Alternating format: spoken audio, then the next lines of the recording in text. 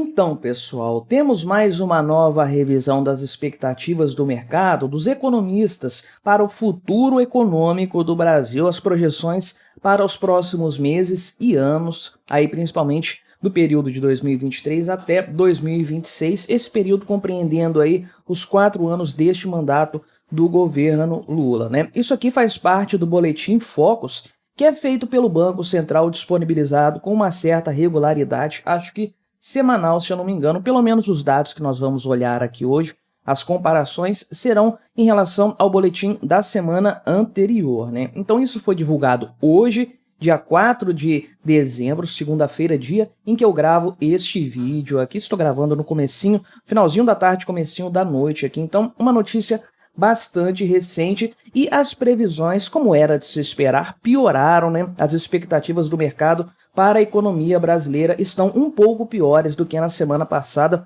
e se a gente olhar o cômputo geral, realmente a expectativa está caindo bastante ao longo dos meses. Então vamos conversar sobre esse tema, vamos olhar esses números, mas antes disso deixe o seu like, o seu comentário aqui neste vídeo, se inscreva no meu canal se você ainda não for inscrito, e se você gosta aqui do meu conteúdo e quer colaborar de uma forma um pouco mais ativa, você pode se tornar membro patrocinador do meu trabalho, com valores a partir de R$ 1,99 por mês. Você me ajuda bastante dessa forma, pode ter certeza disso. Ah, e é claro, no final eu vou falar o meu boletim Focus para a economia, no que eu me baseio para ter as minhas expectativas a respeito do futuro econômico do Brasil. Mas isso no final do vídeo, né? Por enquanto eu vou falar do que foi previsto aqui pelos economistas, pelos analistas que foram ouvidos pelo Banco Central. Então o Banco Central faz essa sua medida de referência ouvindo vários agentes do setor financeiro, semanalmente faz aí o seu boletim Focus e divulga isso para o mercado, né? É uma coisa interessante porque esse boletim aqui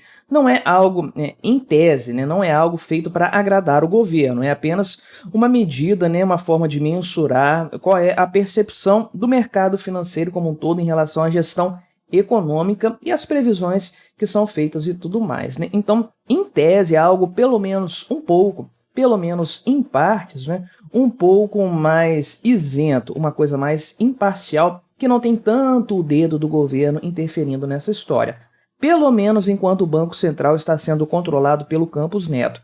Depois disso aí, provavelmente o governo Lula, indicando um novo presidente para o Banco Central, vai transformar isso no IBGE, seguir o mesmo padrão, colocar um cara que vai macetear os números em favor do governo Lula, né? Então, dando uma olhada aqui nesses números, nesses dados, o principal indicador que teve uma mudança para cima foi o índice IPCA, a expectativa em relação à progressão do índice IPCA, o Índice Nacional de Preços ao Consumidor Amplo, que é aquele indicador feito pelo citado IBGE que mede a inflação na economia do país, né? Então, volto aqui a frisar, falar algo que eu sempre falo aqui nesse canal, sempre gosto de mencionar isso aqui, porque é importante lembrar. Tem muita gente que não tem essa compreensão ainda, mas até para quem tem, é bom a gente mencionar isso sempre para manter a coisa sempre em ordem na nossa cabeça, né? Que a inflação, na verdade, não tem nada a ver com aumento de preços. Aliás, tem a ver sim, mas o aumento de preços é uma consequência da inflação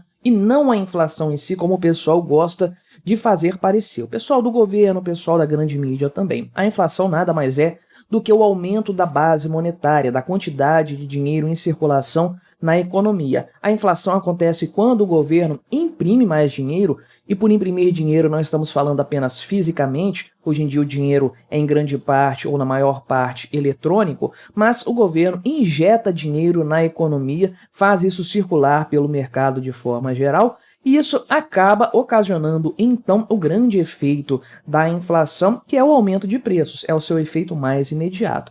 Mas quando nós temos um aumento de preços generalizado na economia, a inflação já aconteceu quando o governo imprimiu dinheiro. Então, quando a gente fala aqui, nesse contexto de inflação, de IPCA e tudo mais, nós estamos falando de aumento de preços lá na gôndola do supermercado, aumento de preços no serviço, enfim, para o consumidor final e também para os agentes que consomem durante a cadeia produtiva como um todo, né? Então a expectativa do mercado, de acordo com o Boletim Focus, para esse ano de 2023 subiu para 4,54% de inflação do índice IPCA no acumulado dos 12 meses deste ano, né? Que é uma alta aqui de 0,01 ponto percentual em relação à semana anterior. Então, uma alta aqui pequena, né? 0,01 ponto é quase desprezível, porém, reitero que é de uma semana para outra. Então, você pensa que você tem aí 52 semanas no ano, isso aqui daria,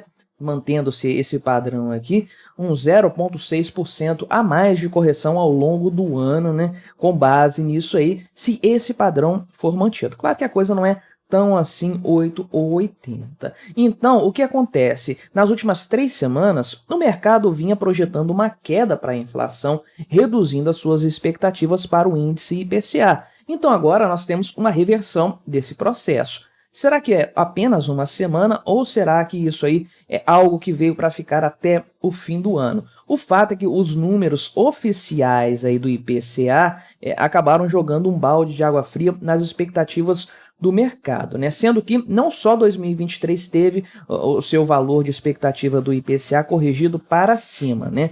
Também o índice de 2024 teve uma subida no mesmo patamar, passou para 3,92% na expectativa. Vocês ouviram essa moto aí? Pois é, hoje o dia que está bastante movimentado, né? Para 2025 e 2026, mantiveram então o índice IPCA, a expectativa, no mesmo patamar que é 3,5%, né?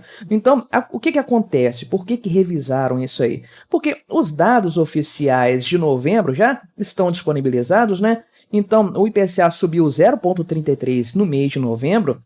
Eu até falei disso aqui no canal, inclusive, né? Tratei desse tema, mostrando o que impactou mais nesse índice, nessa taxa de inflação aí. O pessoal do mercado financeiro, os analistas, estavam projetando 0,29 em novembro. Isso aqui veio muito acima do que eles haviam então projetado. Ou seja, o pessoal pegou as expectativas e eles trataram logo de rever isso para um cenário mais realista, não é?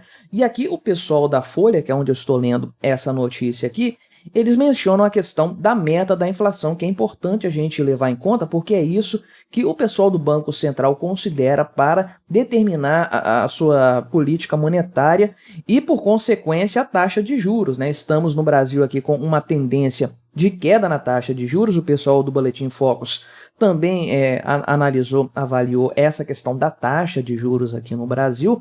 E, a depender do que acontecer com o índice IPCA, essa taxa vai ser mantida, vai ser reduzida ou vai aumentar, né? Então, o centro da meta da inflação para 2023 é 3,25%. Isso aqui, para os 3 anos subsequentes, é de 3%. Só que existe uma margem de tolerância aqui para mais ou para menos. E sim, pouca inflação para o Banco Central é algo ruim.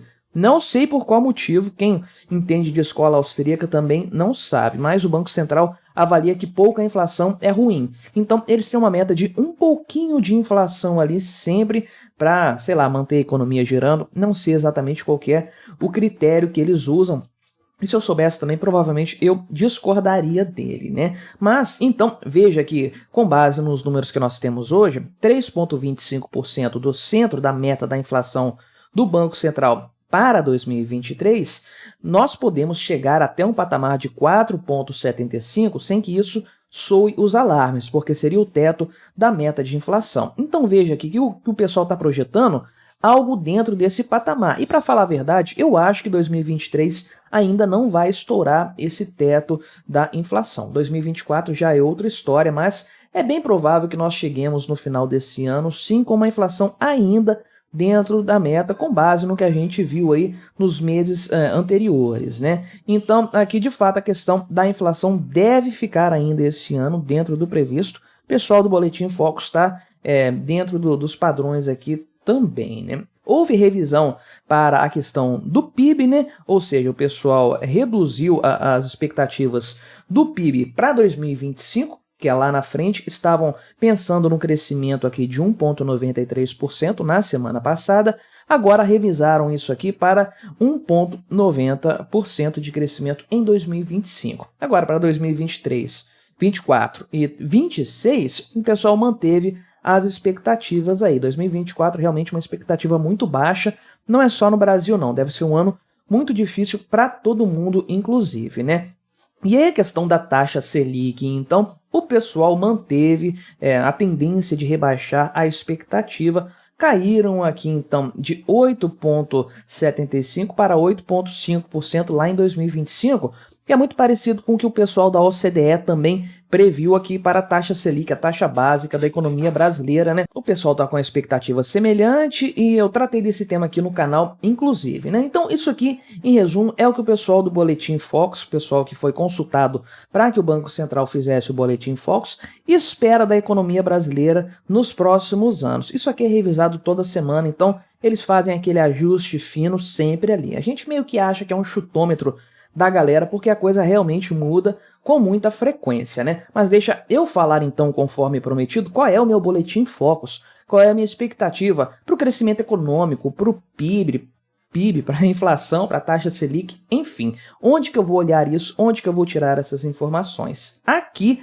no agregado monetário M2 do Brasil. E olha só esse gráfico aqui referente ao ano de 2023, aliás, os últimos 12 meses, né? Veja aqui, começa lá no cantinho em outubro de 2022 e chega aqui então em setembro, né? Julho, agosto, isso, setembro de 2023, nesse patamar. E olha o tanto que a base monetária, o M2 aqui, é o agregado monetário que leva em consideração o dinheiro circulante aí que está na economia, que está nas contas correntes ali e tudo mais, e outras coisas como CDBs, poupança, dinheiro que está parado, mas tem um resgate fácil também. Então, olha o quanto que essa base monetária brasileira subiu de 12 meses para cá. Realmente uma coisa assim impressionante. E se a gente considera um período maior de tempo, 5 anos, 10 anos, 25 anos, a gente vê o quanto que realmente a base monetária brasileira tem aumentado. Considerando aqui o período máximo, né? Olha, aqui no cantinho lá perto de 95, né? Aqui embaixo nós temos a mudança para o plano real. Então a base monetária começa a ser contada aqui, porque é a nova moeda brasileira. Então você pode ver que na época do Fernando Henrique Cardoso, a coisa se manteve bastante estável, um crescimento leve, mas tudo bem. Em 2002, Lula é eleito, logo aqui no começo do mandato dele tem um pequeno pico, mas você pode ver que esse crescimento aqui, embora maior do que na época do FHC, ainda não era uma doideira. Mas aqui no finalzinho, né, na troca para o governo, perto aqui da troca para o governo da Dilma Rousseff, realmente o Lula imprimiu muito dinheiro. Aqui foi a época da crise financeira e tudo mais. E a partir daí a tendência foi de uma grande alta. Nós tivemos uma subida considerável aqui na época do Bolsonaro por conta da pandemia. Muito dinheiro foi impresso no mundo todo, uma tragédia para todo mundo, né?